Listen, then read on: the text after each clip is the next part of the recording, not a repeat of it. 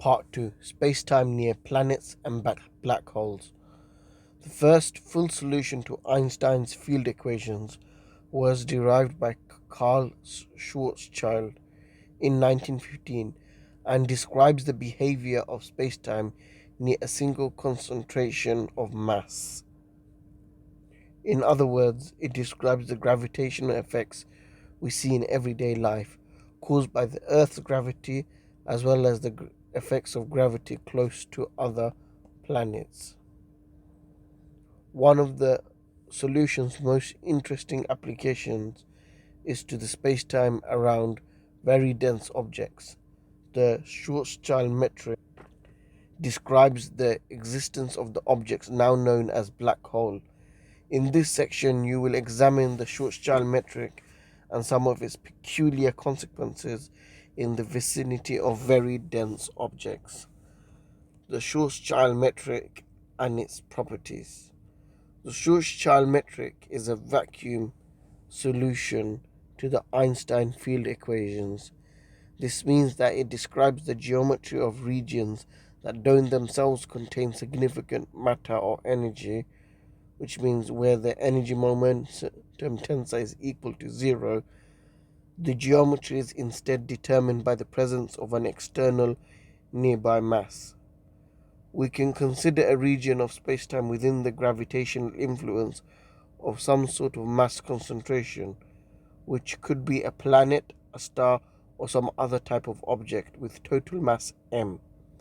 The influence of such a mass is spherically symmetric, and so the spatial part of the metric is usually written using spherical coordinates r, theta, and phi, whose origin is the center of the dominating mass.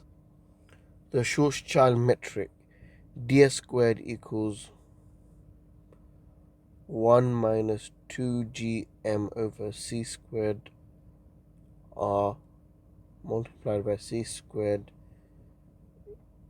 difference in time squared minus 1 minus 2gm over c squared r to the power of negative 1 d difference in r squared minus r squared d theta squared minus r squared sine theta squared difference in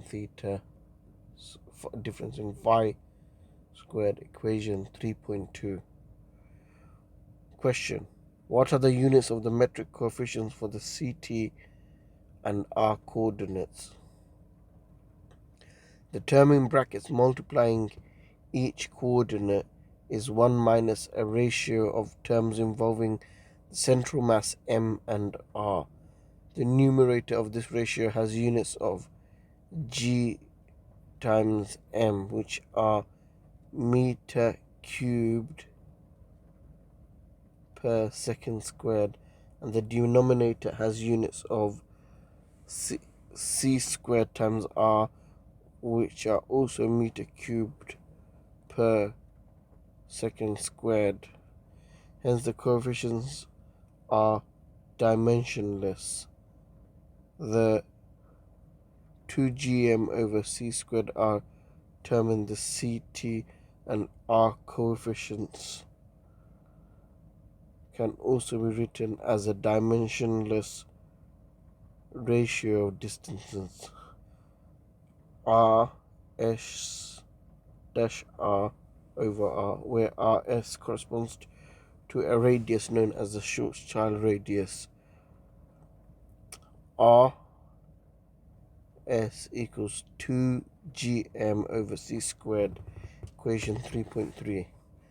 The significance of this radius is that when the r coordinate is equal to rs, the c squared difference in t squared term in the metric vanishes and the difference in r squared term tends to infinity. Hence the space-time interval ds itself becomes infinite. In other words, something peculiar happens to the behavior of space-time at the Schwarzschild radius. We will explore behavior at the Schwarzschild radius in the next section, but in the following exercise you will first investigate the size of this radius for different astronomical objects.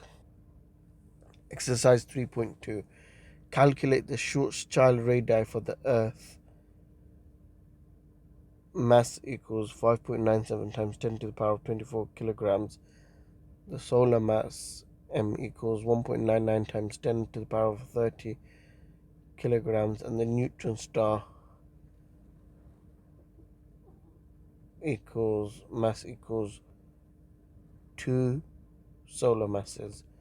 Comment on how these values compare to the actual radii of these bodies, which are 6,400 kilometers, 7 times 10 to the power of 8 meters, and 15 kilometers, respectively. Solution to exercise 3.2. Using equation 3.3, we find table S1 Schwarzschild and physical radii values for three objects: Earth, Sun, neutron star. The RS over M for Earth is 8.9 times 10 power of minus 3, 3 times 10 to the power of 3, 5.9 times 10 to the power of 3.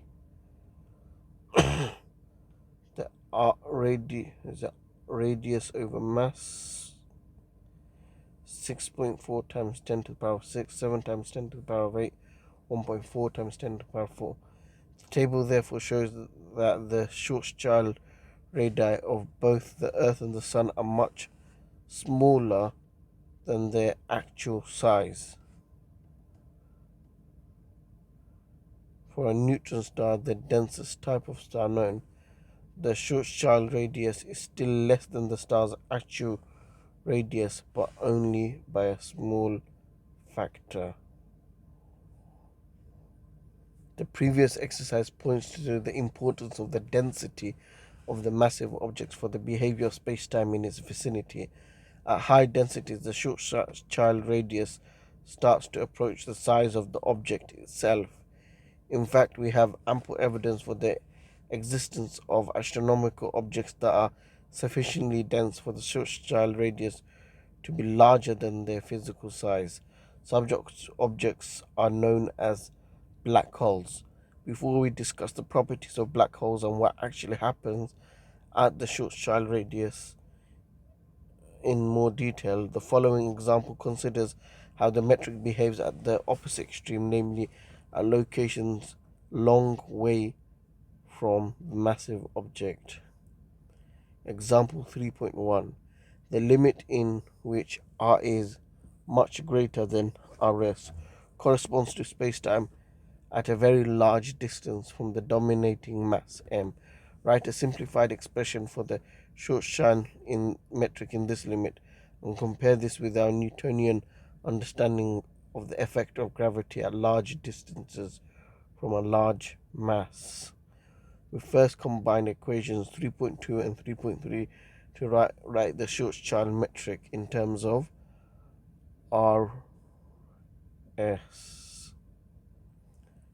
Equation 3.3, Rs is the Schwarzschild radius, which equals to 2 gm over c squared.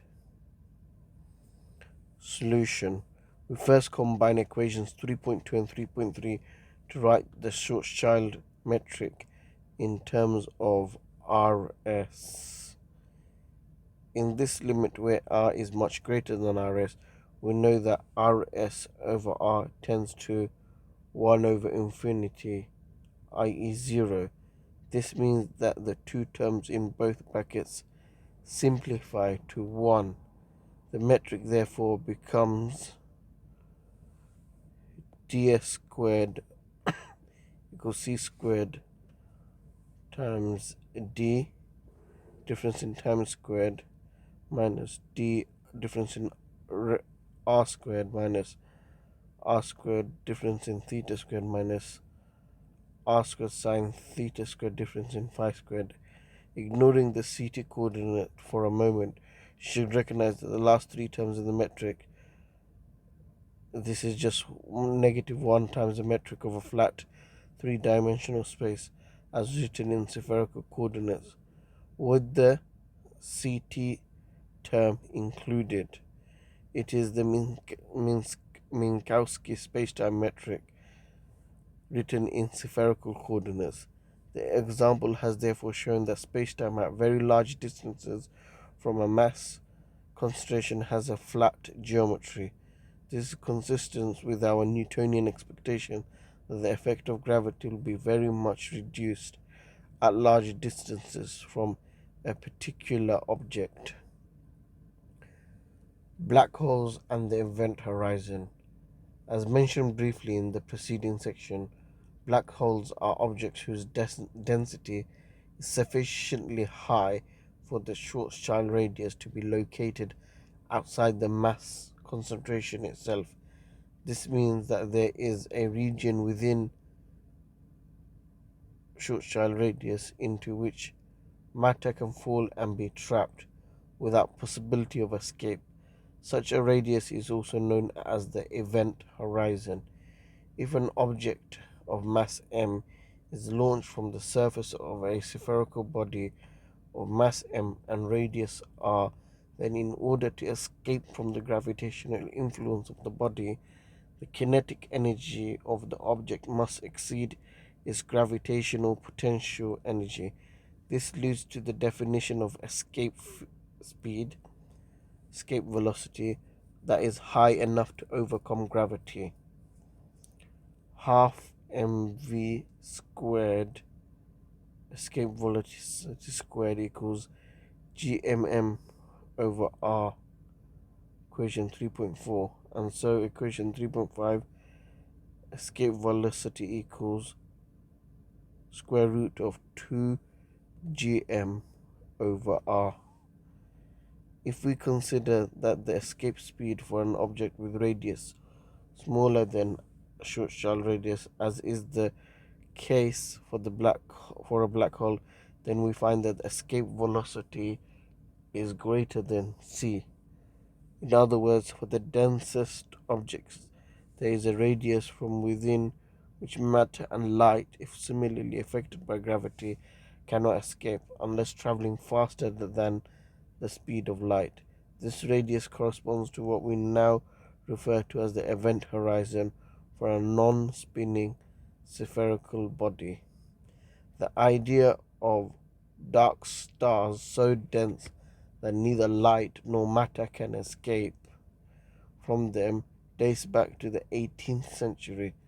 The concept was revived in the 20th century as a result of Schwarzschild solution, together with advances in stellar astrophysics and the observational discovery in 1967 of highly dense neutron stars, pulsars by Jocelyn Bell and Anthony Hewish.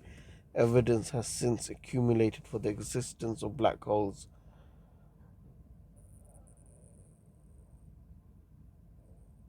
throughout the universe.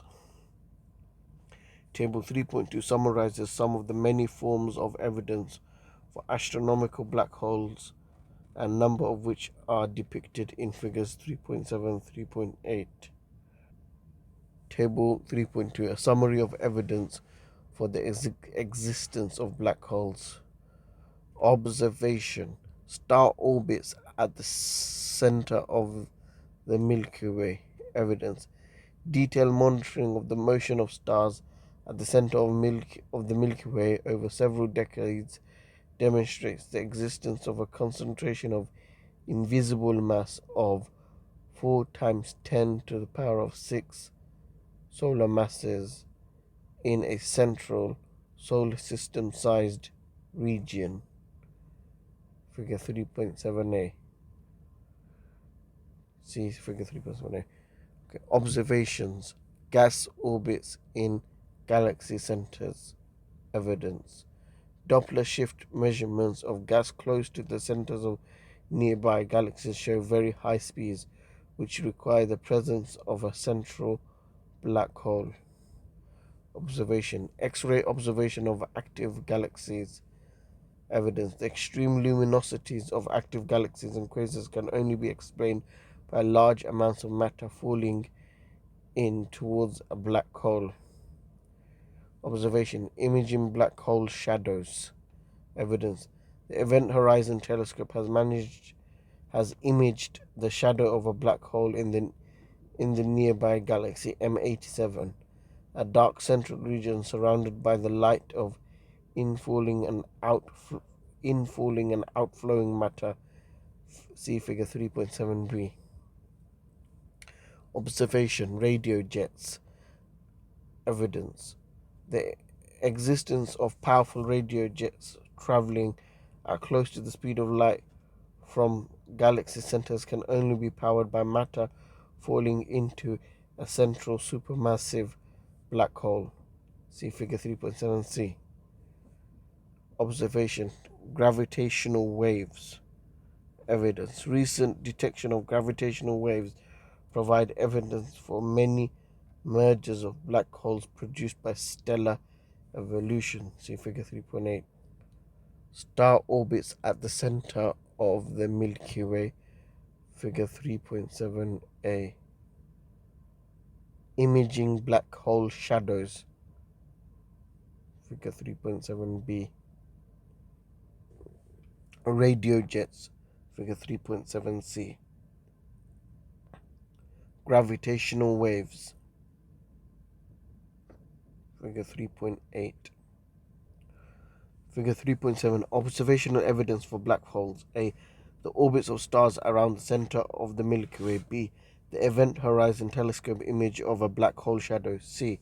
Powerful radio emitting jets traveling at close to the speed of light, powered by matter falling in towards a supermassive black hole in the central galaxy. Figure 3.8. A chart of black hole mergers, blue circles discovered via gravitational waves, together with measured masses of some X-ray detected black holes, purple circles. LVT 151012 is a candidate event that was too weak to be conclusively claimed as a detection. Behavior of spacetime near black holes.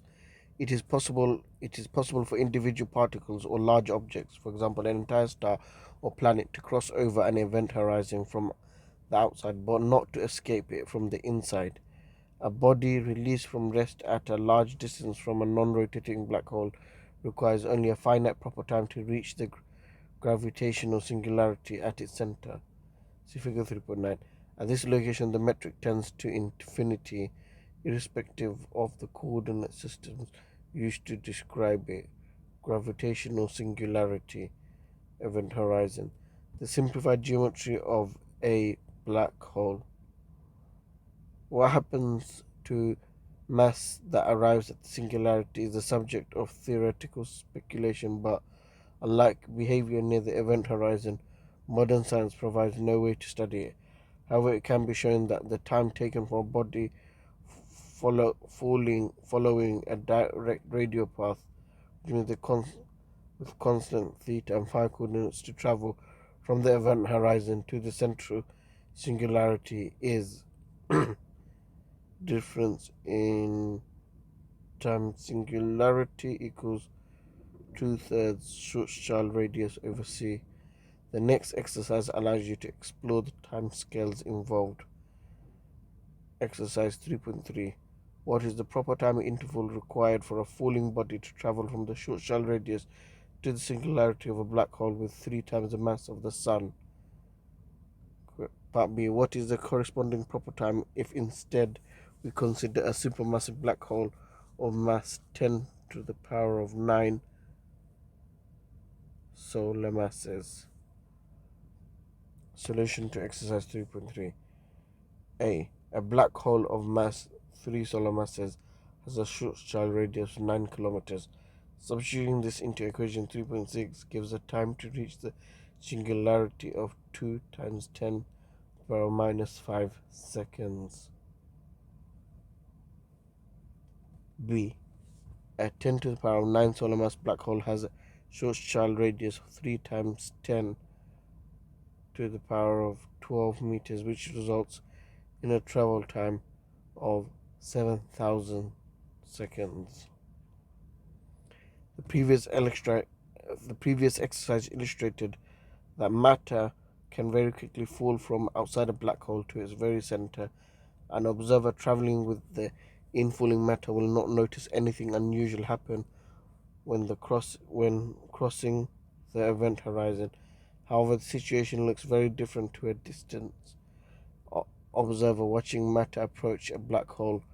We saw in example 3.1 that for a distant observer, which means r is much greater than Schwarzschild radius, the metric is locally that of special relativity, the flat Minkowski metric.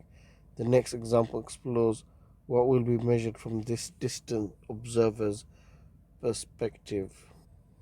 Example 3.2. A distant observer is located on the same radial line as an object falling into a black hole. Find an expression for the time interval T2 minus T1 between the emission of a photon by the falling object near to the black hole at coordinate R1 and the photon's arrival at the distant observer's location R2. You may assume that the relevant light signals are also traveling only in the radial direction so that d theta and d phi can be neglected. Part B. Comment on how the time taken for light signals from near the event horizon to reach R2 compares to R coordinate separation divided by the speed of light, and explain what happens to the interval T2 minus T1 when the location R1 of the signal being emitted tends to Schwarzschild radius. Solution. The world line of a photon must be a null geodesic, and so the spacetime separation ds between the two events must be zero. Therefore, the Schwarzschild metric becomes ds squared equals 1 minus Schwarzschild radius over r c squared difference in time squared minus difference in r squared over 1 minus Schwarzschild radius over r equals 0. Rearranging this expression taking square roots gives you can integrate each side for a photon traveling from r1 to r2, dividing by c and evaluating the simpler left hand integral gives the remaining integral can be solved by multiplying the top and bottom of the fraction by r and using substitution u equals r minus Schwarzschild radius so that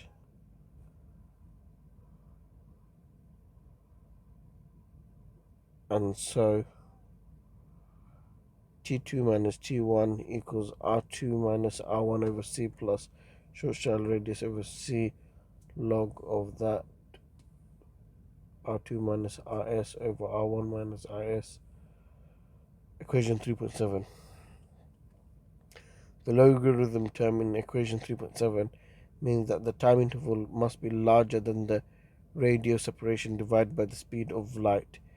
In the limit R1 tends to RS, the denominator of the log term in equation 3.7 tends to 0, so that the fraction inside the logarithm tends to infinity. Hence, the time interval for a light signal to reach a distant observer from very close to the event horizon is infinite. The calculation above reinforces one of the peculiar properties of black holes. The matter can fall into a black hole quite quickly without anything unusual happening to it when passing the event horizon, but to a distant observer the matter is seen to get closer and closer to the event horizon, but not observed to cross it.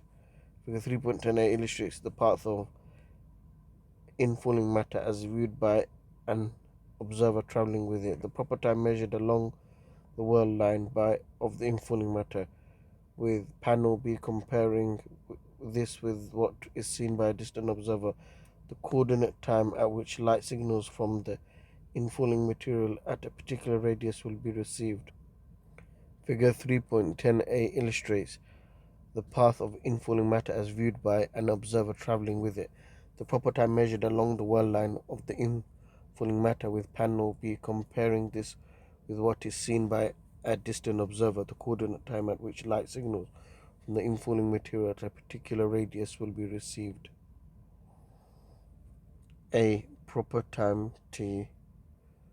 Event horizon Schwarzschild radius Schwarzschild radio coordinate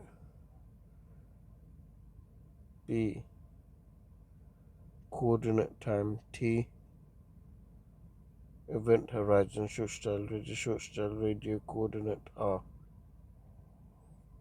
The path of an object falling radially into a black hole in the Schwarzschild coordinates as observed by A. An observer falling with the object.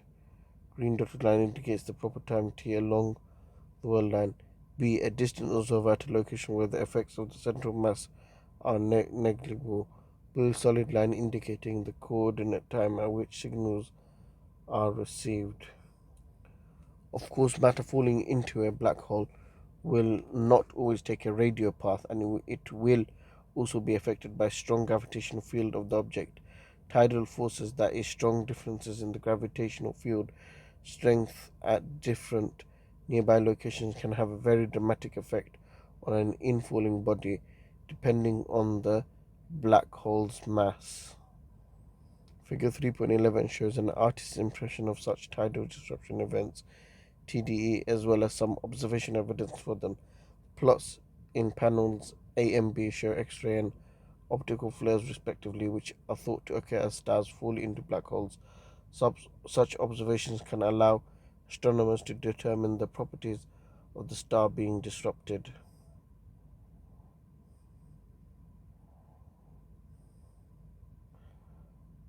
Figure 3.11. Observational evidence of stars disrupted by tidal forces in the vicinity of black holes. A. An artist's impression of TDE with an X-ray spectrum showing peaks in brightness as more material falls into the black hole. B. Optical light curves from a sample of TDEs showing how they brighten and then fade with time.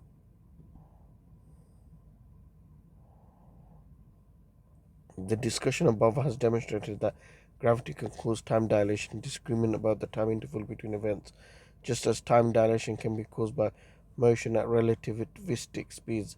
Another consequence of gravitational time dilation is a shifting in the frequency of light signals, because the frequency of light is the inverse of the time interval between successive wavefronts. The decrease in frequency, increase in wavelength of an electromagnetic signal emitted close to a massive object when observed at a distance that is less influenced by the object is termed gravitational redshift and is given by equation 3.8.